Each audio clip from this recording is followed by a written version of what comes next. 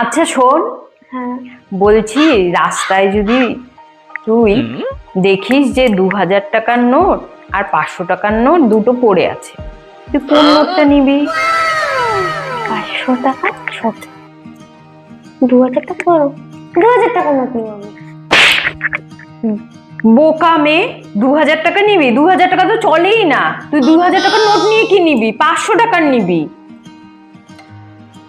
আচ্ছা, তোকে আর একটা প্রশ্ন করছি।